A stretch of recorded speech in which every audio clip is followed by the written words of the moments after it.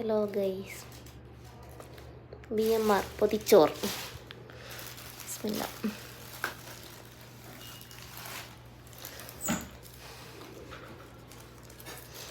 തുറക്കാൻ പാടാണല്ലോ. ബിസ്മില്ലാ.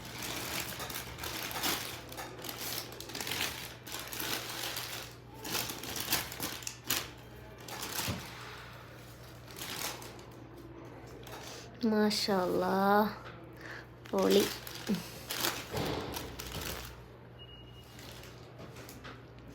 പായസമൊക്കെ ഉണ്ട് വേറെ.